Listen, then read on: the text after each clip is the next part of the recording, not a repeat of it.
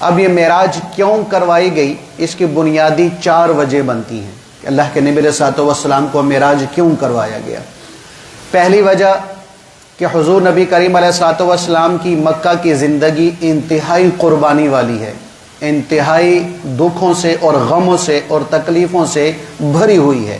کہ آپ علیہ السلام کو بڑی پریشانیاں اٹھانی پڑی، بڑی تکلیفیں سہنی پڑی ہیں۔ ان میں سے ایک کہ آپ علیہ السلام کے ساتھ شیب ابی طالب میں پورے مکہ والوں نے آپ علیہ السلام اور بنو ہاشم کے ساتھ اور جو آپ پر ایمان لائے ہوئے تھے ان سب کے ساتھ سوشلی بائیکاٹ کیا گیا تھا مکہ کے اندر 3 سال تک۔ تو مکہ کے بیت اللہ کے قریب ایک گھاٹی تھی، اس گھاٹی کا نام تھا شیب ابی طالب، 2 پہاڑیوں کے درمیان۔ تو حضور نبی کریم علیہ السلام، خواجہ ابو طالب اور آپ کی بیوی اماں ختیجہ الکبریٰ رضی اللہ عنہا اور آپ کی اولاد اور آپ پر ایمان لانے والے یہ سارے کے سارے اس گھاٹی میں چلے گئے تھے، اور ایک تحریر لکھی گئی تھی۔ وہ تحریر لکھنے والا تھا منصور بن اکرمہ، تحریر لکھنے والا۔ تو اللہ نے اس تحریر کے لکھنے کی وجہ سے اس آدمی کو یہ سزا دی کہ پوری زندگی کے لیے اللہ نے اس کا ہاتھ ہی شل کر دیا تھا، پوری زندگی کے لیے۔ تحریر یہی لکھی تھی کہ بھئی یہ بنو ہاشم اور حضور نبی کریم علیہ السلام کے ساتھ ہر قسم کا تعلق ختم،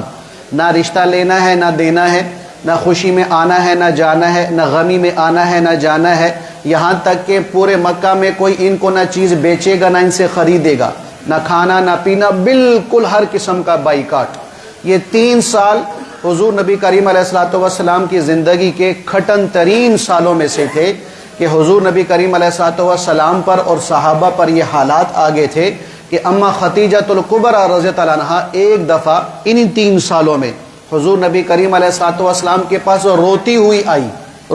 آئی،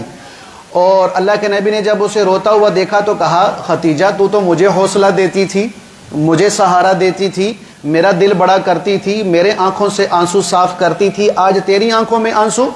آج تو حوصلہ ہار گئی۔ تو وہ عرض کرنے لگی اماں ختیجہ کہ نہیں یا رسول اللہ صلی اللہ علیہ وسلم، اپنی ذات کی بنیاد پر نہیں رو رہی، میں اس لیے رو رہی ہوں کہ بچے بھوک سے بلک رہے ہیں اور ماں انہیں اپنے چھاتی کے قریب کرتی ہے، لیکن فاقے کی وجہ سے ماں کے سینے میں دودھ بھی نہیں، تو وہ ماں کے سینے سے لگ کر روتے ہیں، تو یہ رونا مجھ سے برداشت نہیں ہو رہا، میں اس رونے پہ